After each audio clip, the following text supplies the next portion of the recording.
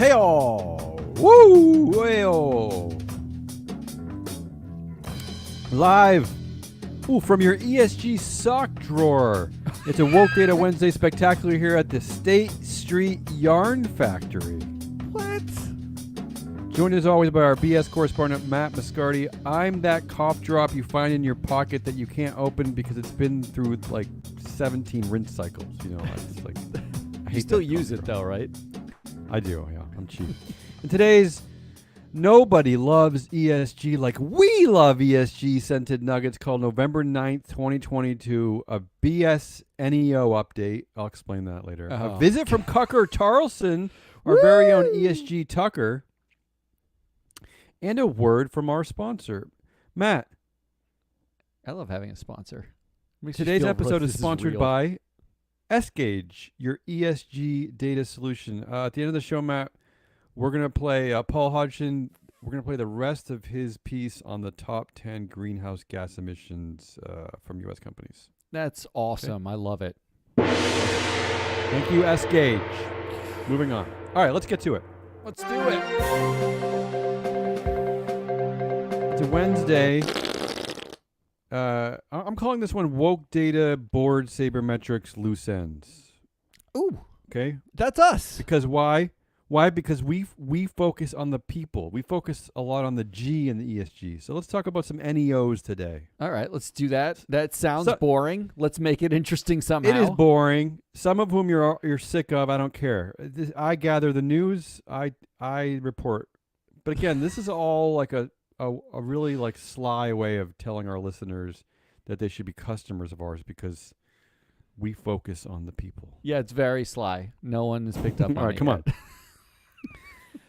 This first story, I'm calling "This Must Be the Next CEO of Twitter." Oh. But before I get to that, here's a few things you missed over the past 2 days, and I'm talking directly to the Tesla board because your share price continues to fall. Yeah. So I thought maybe I should address you. Yeah. Let's talk about Tesla first. Okay.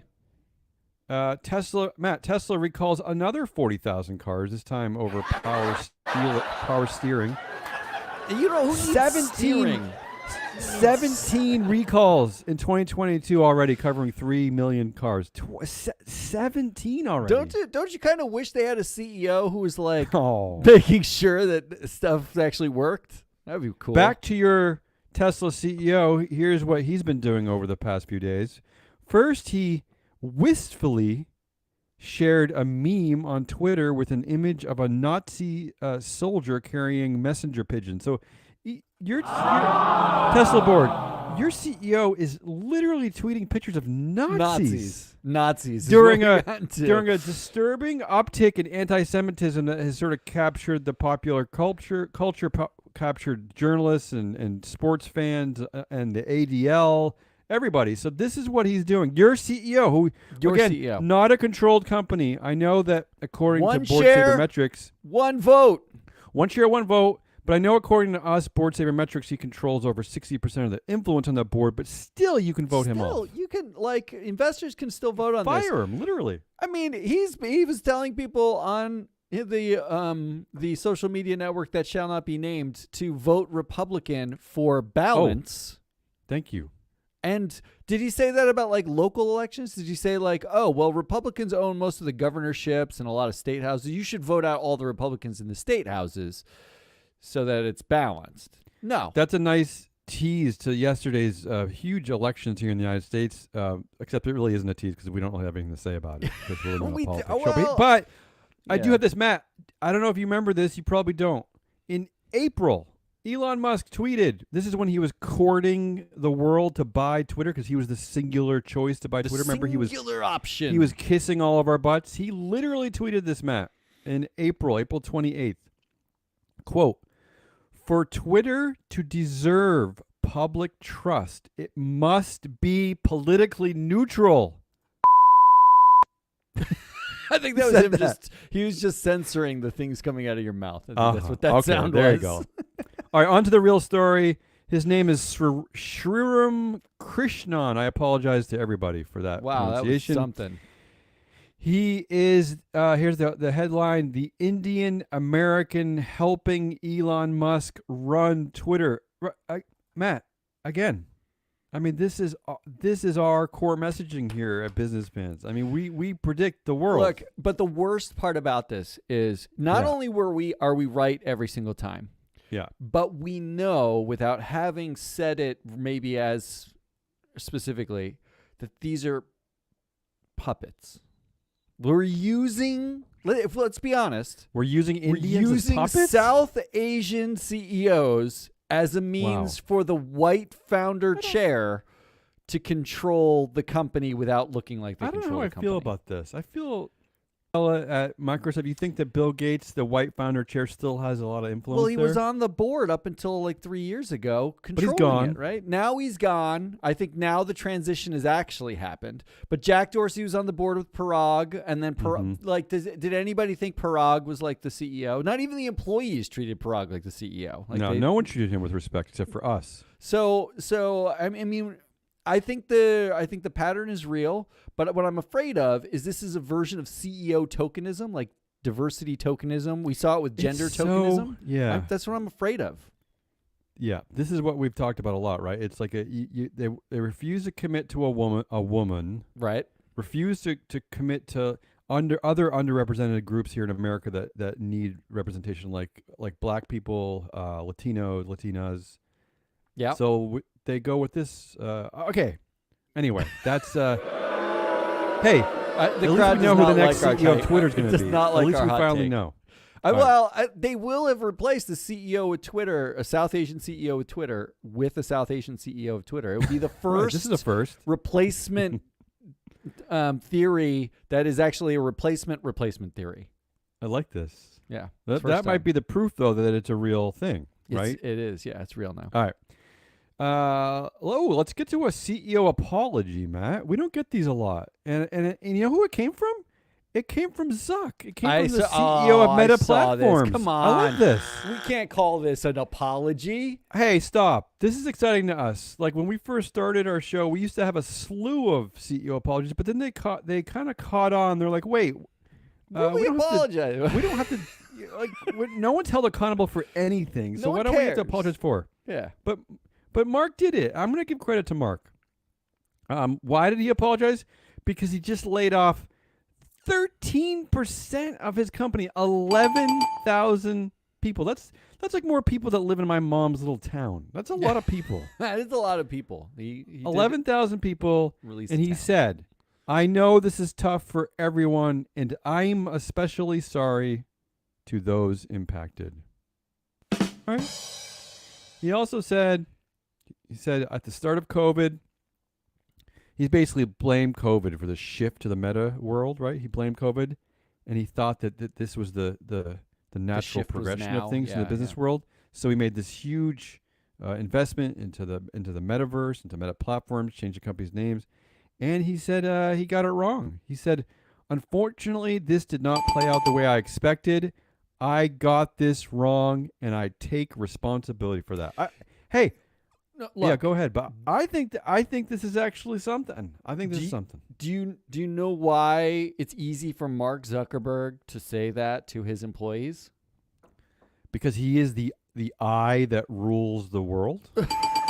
He has no. He's the only eye that matters. Structure. He owns over 50% of the vote. It is a fake public company. No one. In fact, we saw a Business Insider headline last week that said, "This is why Mark Zuckerberg can't be fired." Right? Like it's like people just woke up and realized, oh, you know what? It doesn't matter what he said. He could have written in that letter, "You, dear valued employee, you suck, and that's why you're getting cut. Goodbye." Signed Mark. And what difference would it make? Would anything change? What that letter was an excellent letter for advertisers to read. That's what that letter was. I will tell you this, unlike the share price at Twitter, Meta's share price went up. So maybe having a reasonable CEO is not the worst thing. All I'm saying is that the firing letter at Twitter was, you're getting shit canned, don't come in tomorrow. Yeah. And the firing letter at Meta is, we love you, we value you, you're talented. I made the wrong call on this. We're reversing that. Who is he writing that for? He's writing that, and the memo leaked like 6 seconds after it was sent. It's written for everybody to read, to make him look sympathetic as a literal dictator at the company. Here's where I'm going to disagree. No, there's no disagreeing.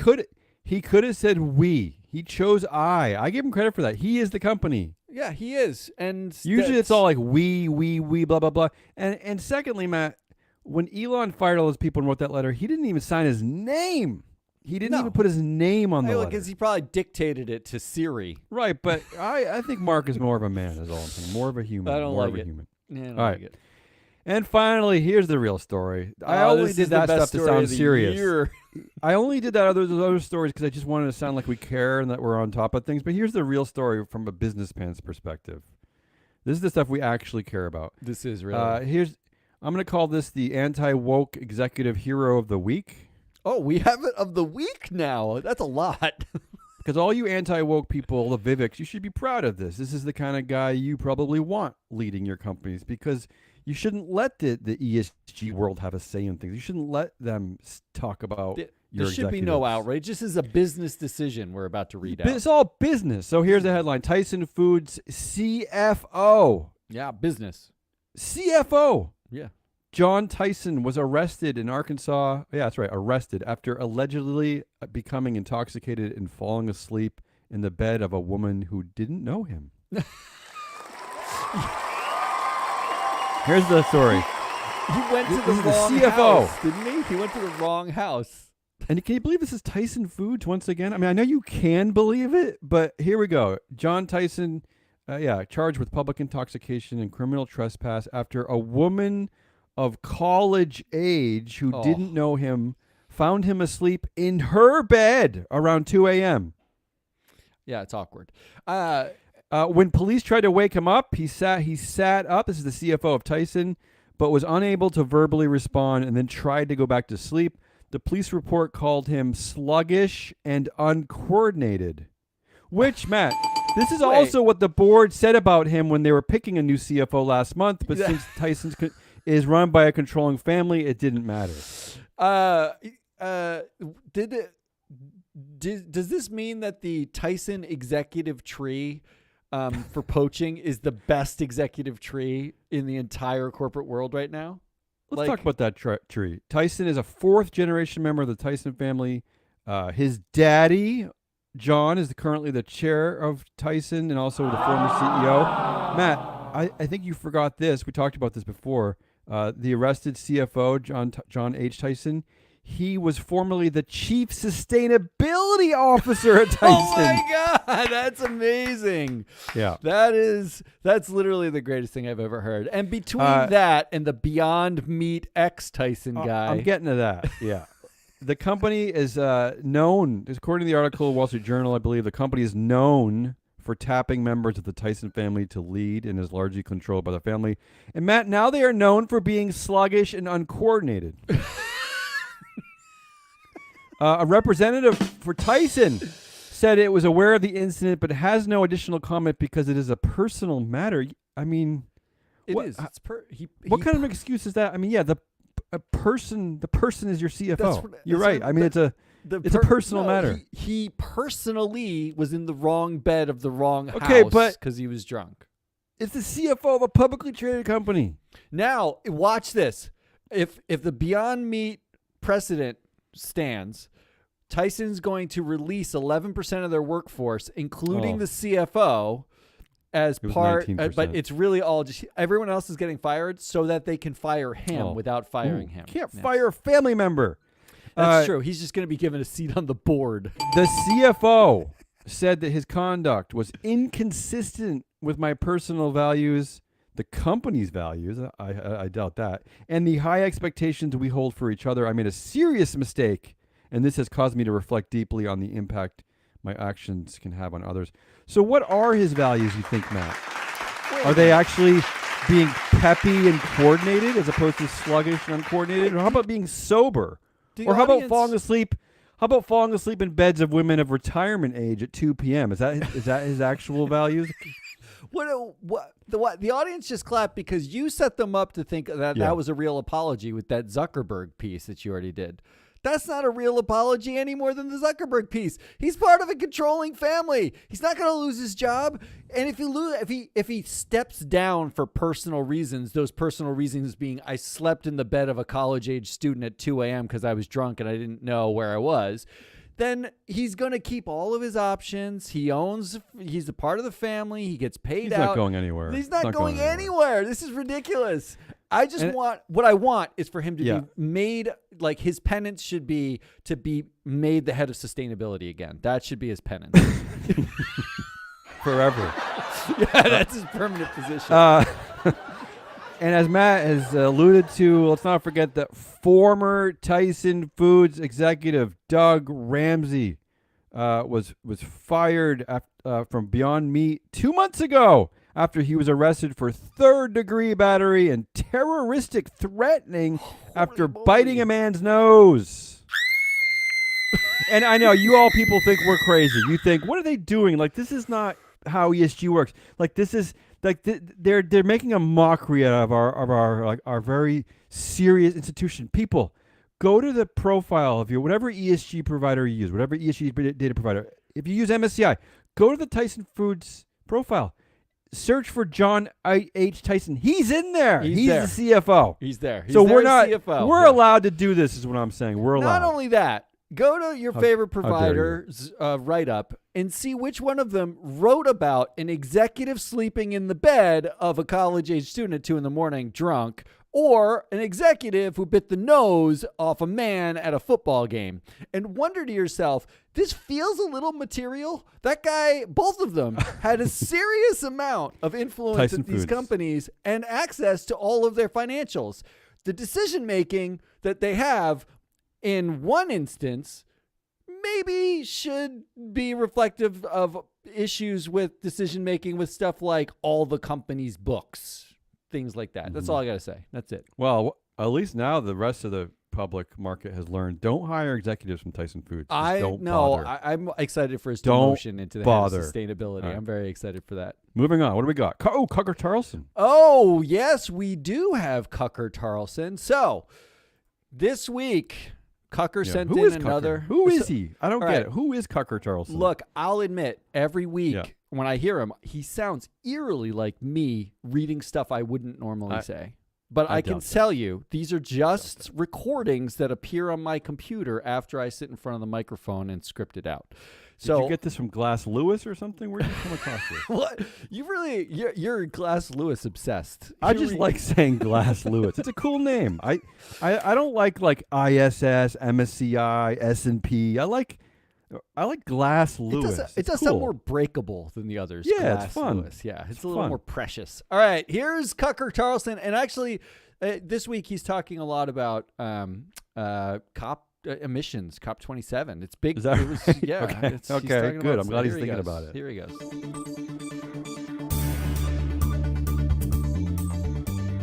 What the woke liberals don't want to admit to you is that all of their efforts are about keeping their power at the expense of you, the American citizen. I'm Cucker Tarlson, and this is Are You Terrified Yet?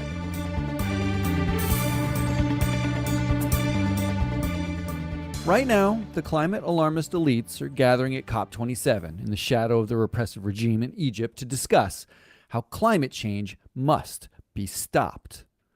These are the same people who will tell you that change is good if it means teaching your kids about the right pronouns to use. And they want you to believe that change for the climate is somehow bad. Why? Here's a statistic for you. Is it a coincidence that COP27, the climate conference held by the leftist UN, was scheduled for the same week as the U.S. election? And at that conference, the 27th time the UN has flown the global elites into some city to discuss how they're going to kill American jobs, Al Gore, the godfather of the woke climate alarmists, gave a fiery speech about the need to reduce global emissions. This is the same Al Gore who likely flew to the conference from his woke capitalist asset manager, Generation Investment Management, after his woke corporate board meeting with the Apple board of directors. But do you know who else sits with Al on the Apple board? No. A woman. A woman one. named Susan Wagner. And Wagner is the co-founder with Larry Fink of the woke capitalist firm BlackRock, Oh, who currently uses more than $7 trillion of your money to push liberal ideologies on corporations. And we know this because of data the liberals don't want you to have. No, they don't. Using a new nonpartisan data set from Board Sabermetrics, we found connections between the woke elites to uncover just how deeply embedded they are in corporate and political power. Take this. Reed Hastings, the founder of Netflix and a massive Democratic backer, sits on the Netflix board with a woman named Anne Sweeney.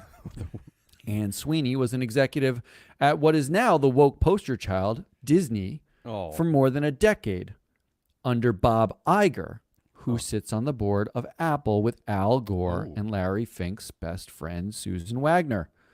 Liberal elite power runs deep and wide, and it's designed to do one thing: stop you. Because here's the real truth they don't want you to know, in my opinion. Emissions save jobs. Think about it. Every time liberals gather at a socialist UN conference to talk about stopping the climate, what they're stopping is American jobs. Right. American citizens drill the oil, refine it, and put it in the plane so they can fly to their conferences. American citizens pilot the planes to get them to their conferences on time. And American citizens drive them in an Uber and give them free plastic water bottles on the way to discussing how to stop air pollution and plastic pollution. Alarmist climate change activist liberal hypocrites aren't trying to stop climate change. They're the biggest reason for it. Here's a headline from just today. Billionaires emit 1 million times more greenhouse gases than the average person. No, activist liberals just want to stop you from having a job so that you go vote for social welfare programs and elect more liberals. So as the results of this election come in and you see more entitlement programs that limit the choice of American citizens in the name of change, ask yourself, are you terrified yet?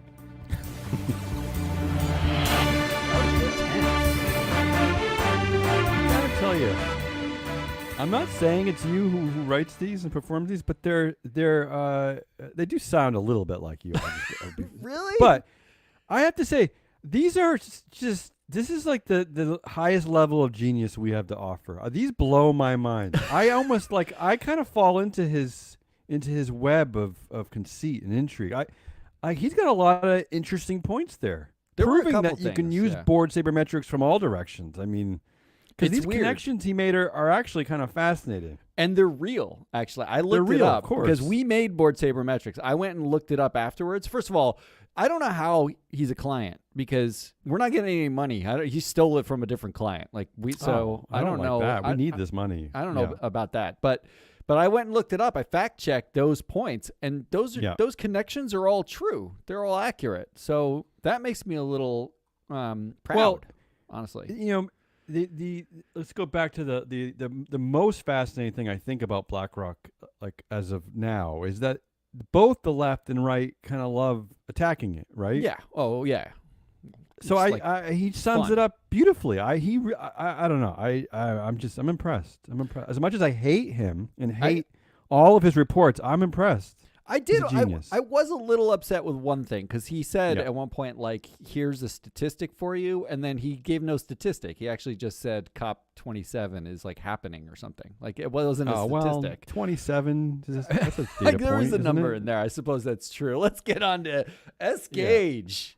Oh, yes. So our sponsor for the show, S-Gauge, this is a report, Matt. I don't know if you remember from last week, Paul Hodgson, top 10 greenhouse gas emitters from U.S. companies. So this is the end of that report. This is the end of that report. All right, let's listen to what Paul has to say, shall we? Hello there. Paul Hodgson here from S-Gauge. The statistic of the week this week that S-Gauge has sent me are the top 10 greenhouse gas emissions companies in the country. We got some details on their total greenhouse gas emissions, their scope 1 emissions, and their scope 2 emissions. Not their scope 3 emissions, because nobody discloses that at the moment, although if the SEC has its way, they sure will soon. Next one in line, Chevron. Again, not really much of a surprise. 59 million metric tons last year. Next Era Energy. Just in case you don't know, it's a utility company, a power generator. They generated emitted 43 million metric tons. And then the next one is another utility which describes itself as independent power and renewable electricity generation. Obviously, there's quite a lot of non-renewable electricity generation going on here too, because they emitted last year 41.5 million metric tons. Sorry, that was the AES Corporation. I realized I hadn't told you who that was. Then we have Xcel Energy, another utility, 40.2 million. Marathon Petroleum, oh look, another gas company, 39.9 million metric tons annually. Dow Chemical, 37.9 million metric tons. And finally, another utility, Energy Corporation, 35.6 million metric tons. If I added those up, it still wouldn't come to the amount of greenhouse gas emissions that the US emitted. But we're talking about 10 companies here compared to an entire country. So you wouldn't really expect it to. So we're talking about 5 utility companies, power generators basically, 2 chemical companies, that's Dow and Linde, and 3 energy companies, ExxonMobil, Chevron, and Marathon Petroleum. So I guess we know who's to blame. This is Paul Hodgson signing off with S-Gage Statistic of the Week, and over to you, Damien and Matt. I like that he ends by blaming someone. It is straight up like now you know who's screwed up and you should hate. Look, I'm not the most clever person in the world, but I think what he's trying to do there is tell you that S-Gage has a lot of data. Is that what he's trying to do? I'm pretty sure That you because can they buy. do appear to have a bunch of data. Yeah, go buy their data. Come Go on, do support our something. sponsors. Support our sponsors because they support us. That's what you should do. Also, I should. Yeah. He mentioned Marathon there. Isn't Marathon where Greg Goff, the environmental activist that got don't put on the you dare. Exxon board? Anyway, That is too woke of you. That's woke data. I don't like that. that's Damian Rollis. I'm Matt Muscardi. Thank you to S-Gage for sponsoring the show, and thank you to you for listening to the show. We know you don't exist, but I'm going to thank you as if you did. Goodbye until tomorrow. That is all.